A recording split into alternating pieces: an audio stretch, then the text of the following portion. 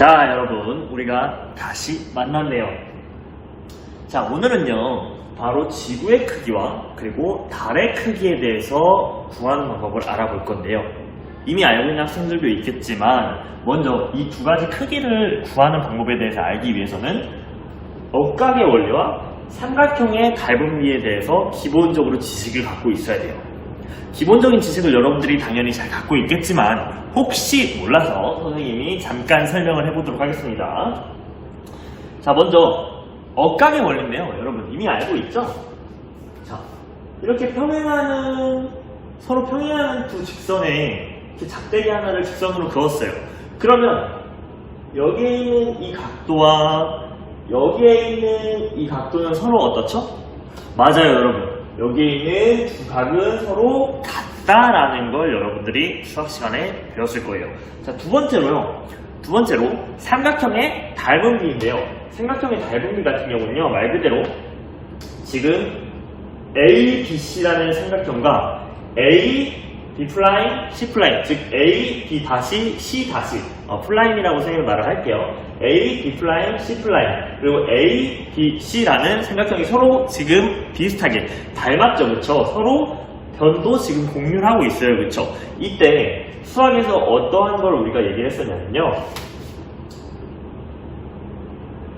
B 플라임, C 플라임은 얘는 B 플라임, C 플라임인데 직선 B 플라임, C 플라임인데 BC, 즉 이 길이와 이 길이의 B는 뭐랑 뭐와 같다라고 말할 수 있었냐면요, 자, 이거 바로 A, C 프라임인데 A, C다 라고 말할 수 있었어요.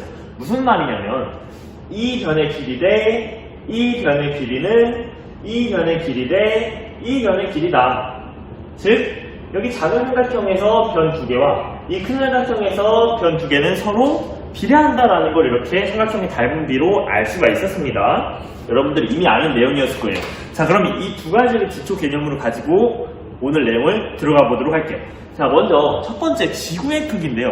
지구의 크기 같은 경우는요, 과거에 의문을 가졌어요. 한때는 이제 지구가 평평하다고 생각했을 시절에서 이제 슬슬 지구는 동그란 게 아닌가? 라는 이제 의견이 조금 분분했던 때였어요. 바로 고대 그리스 시대였는데요. 그때 과학자 에라토스테네스는요, 한 가지 의문을 가졌어요. 아니, 지구가 평평하다면 어느 곳에서나 똑같아야 될 텐데 왜 그림자가 다르게 보이지? 라고 생각을 했는데 무슨 말이냐면요, 이 에라토스테네스는 하나의 이 비례식을 통해서, 우리 억각의 원리를 통해서 하나의 비례식을 통해서 지구가 구형이다, 즉 지구의 크기를 증명하는 사람 중에 한 명이었는데요. 자, 태양이 여기 있어요. 그리고 지구는 여기 있다고 가정을 해볼게요. 자, 이때 근데 에라토스테네스가 두 가지 가정을 해요. 지구는 구형일 거라고 일단 가정을 해요. 지구는 구형일 거다. 그래서 지구는 완전한 구형이다 라고 가정을 합니다. 자, 그리고 햇빛 같은 경우에 태양으로부터 오는 빛은 지구에 들어올 때 어느 곳이든 항상 평행하게 들어온다라고 가정을 합니다. 햇빛이 평행하게 들어온다라고 가정을 해요. 이 두 가지 가정을 가지고 지구는 둥근데, 그러면 그 둥글다면 지구의 크기는 어떻게 구할 수 있는지 그 식에 대해서 이야기를 하는데요. 잘 보세요. 태양이 여기 있죠. 방금 전에 가정 1에서 얘기했지만 햇빛이 평행하게 들어온다 했단 말이에요. 그래서 햇빛이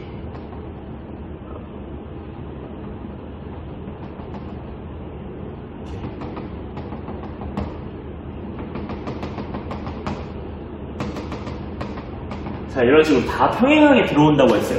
즉 햇빛이 이렇게도 들어오고 이렇게도 들어오고 이렇게도 들어오고 이렇게 들어오네요. 자, 그런데 여러분 잘 봐요. 내가 이상하게 느낀 거예요, 어느 날. 내가 있던 지역 중에서 알렉산드리아라는 지역이 있었고 시에네라는 지역이 있었는데요. 알렉산드리아에 있는 막대기에는요, 지금 이 햇빛이 평행하게 들어오게 되면서 여기에 지금 비스듬하게 들어가다 보니까 여기에 뭐가 생겨요?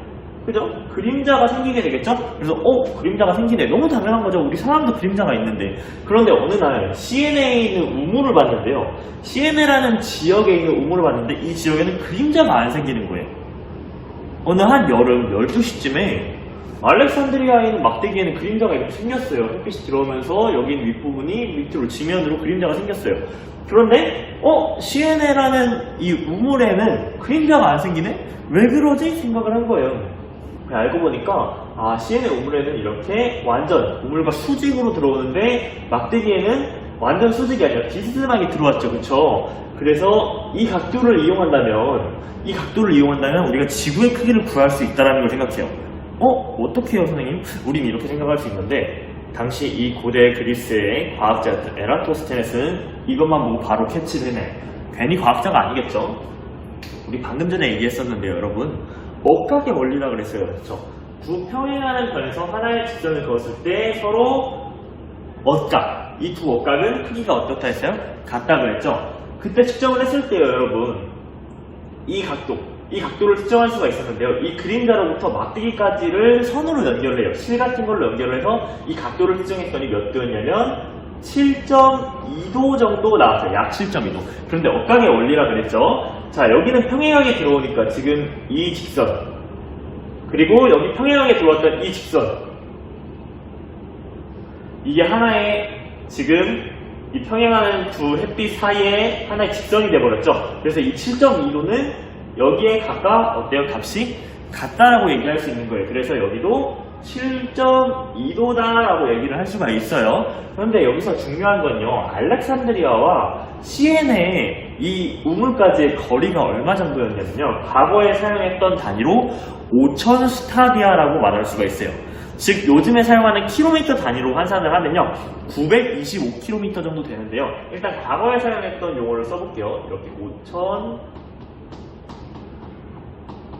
스타디아라는, 즉 우리나라 지금 현재 표준 킬로미터 그걸로 환산했을 때는 925km라고 말할 수가 있습니다. 얘기를 했습니다. 그래서 이걸 가지고 하나의 비례식을 세워요. 자, 우리 7.2도일 때 이만큼 거리가 5,000 스타디아네요. 그러면 360도일 때는 뭐가 되는 거예요? 바로 전체 둘레가 되는 거죠? 그게 뭐예요? 지구의 둘레, 즉 지구의 크기가 되는 거예요. 그래서 비례식을 이렇게 세웠답니다. 7.2도 대 전체 지구의 둘레를 구하려면 몇 도여야 된다고요? 그쵸? 360도. 자, 근데 7.2도일 때는 몇이었어요? 그쵸? 5,000 스타디아였죠?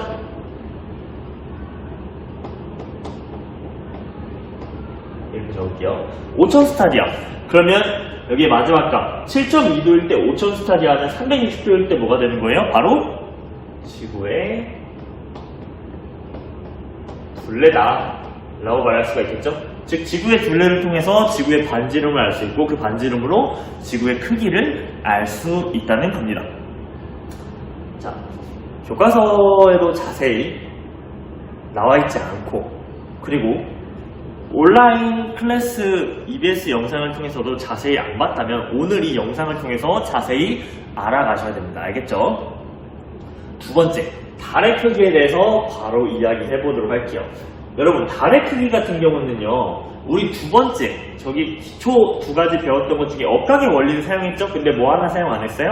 삼각형의 닮은비는 사용을 안 했죠. 그래서 이 바로 삼각형의 닮은비를 가지고 달의 크기를 구하는 방법에 대해서 설명해 보도록 할게요. 교과서에도 여러분 잘 나와 있는 내용인데요, 여러분. 시지름이라는 건 뭐냐면요, 간단하게 얘기를 해서 이 눈이 지금 달같이 이러한 천체들을 양끝을 있는 이 부분을 시지름이라 그래요. 자, 다시 시지름이라는 건 뭐냐면 관측자의 눈이 천체의 양끝에 이루는 이 각도를 시지름이라 그래요.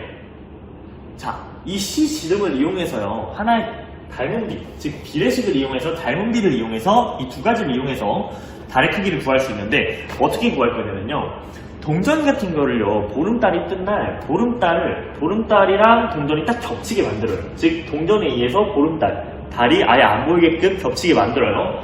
그러면 지금 동전의 시지름과 달의 시지름이 같아지는 거예요. 즉 무슨 말이냐면 동전의 양끝에 이루는 그 각도와 달의 양끝에 이루는 각도가 같아지는 거예요.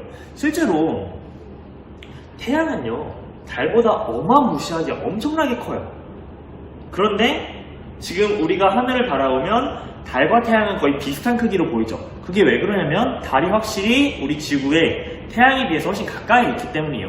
얘도 마찬가지로 동전이 달보다 당연히 작겠죠. 그런데 지금 동전으로 달을 가릴 수 있는 이유는 시지름을 갖게 했기 때문인데, 이거는 거리를 가깝게 했기 때문에 달의 크기가 엄청나게 큼에도 불구하고 시지름을 이용을 해서, 즉 천체의 이 끝부분, 양 끝을 잇는 이 각도를 갖게 함으로써 달을 완전히 가리게 할 수 있는 거예요. 지금 이 상태에서 이제 바로 이 첫 번째 설명했던 삼각형의 닮은비를 이용하면 되는데요. 자, 어떻게 이용을 하냐면요. 먼저 동전의 지름을 소문자 B라고 표현을 할게요. 그리고 달의 지름은요, 대문자 D라고 표현을 할게요. 그리고 이 눈에서 시지름을 갖게 했을 때 눈에서 동전까지의 거리를 소문자 N, 그리고 눈에서 달까지의 거리를 대문자의 L이라고 얘기를 할게요. 자, 그런데 우리 다시 오른쪽으로, 선생님 기준 오른쪽이고 여러분 기준으로는 왼쪽이죠. 왼쪽에 삼각형의 닮은비를 보면요, 지금 이 변 대 이 변, 즉 B'C 대 BC는 이 변 대 이 변, 즉 AC 대 AC, 즉 여기 대 여기는 여기 대 여기다 라고 말을 했죠. 여기도 마찬가지예요. 여기 대 여기는 여기 대 여기라고 말할 수 있겠죠? 어렵나요, 여러분? 다시 한번, 우리 여기 대 여기는 여기 대 여기, 즉 이 짧은 변, 긴 변은 짧은 변, 긴 변, 그쵸? 이렇게 얘기했던 것처럼 짧은 변, 긴 변, 그리고 짧은 변, 긴 변, 이렇게 비례식을 이용할 수 있겠죠? 그래서 이번에는 선생님이 이렇게 소문자, 대문자로 영어로 기호를 사용해서 표현을 해놨으니까, 영어를 이용해서 표현해놨으니까 영어로 한번 비례식을 적어볼게요. 자, 먼저 첫 번째 뭐가 나와야 돼요? 그렇죠, 동전의 지름 D 대, 그 다음 뭐가 나와야 돼요? 그렇죠, 달의 지름 D는, 그 다음은 동전까지의 거리, 그렇죠? 소문자 L 대 달까지의 거리 대문자 L이 나오면 됩니다. 자, 그래서 달의 크기를 어떻게 구하냐? 달의 크기라는 건 사실 달의 지름을 알 수 있으면, 우리 지구의 크기도 지구의 반지름을 이용해서 알 수 있었잖아요, 그쵸? 달의 크기도 달의 지름을 이용을 해서 알 수가 있는데요. 즉 달의 크기라는 건 달의 지름만 알면 돼요. 즉 이 D만 알면 되는데 실제로 우리가 알 수 없으니까 뭘 이용한다는 거예요? 바로 이 첫 번째 동전의 지름, 그리고 두 번째 동전까지의 거리, 그리고 세 번째 마지막으로 달까지의 거리를 이용하겠다는 거예요. 여러분, 이 내항의 곱은 외항의 곱과 같다라는 거 알고 있죠? 즉 D는 뭐가 되는 거예요? D 곱하기 L 나누기 소문자 L. 이게 이해가 되나요, 혹시? 대문자 D, 소문자 L은 소문자 D, 대문자 L, 곱의 값과 같잖아요, 그죠? 그래서 여기에 있는 소문자 L을 밑으로 분모로 넘겨준 거예요. 즉 달의 크기라는 건요, 소문자 L분의 소문자 D 곱하기 대문자 L이 된다는 겁니다. 어렵지 않죠? 자, 그럼 다음 파트로 넘어가 보도록 할게요.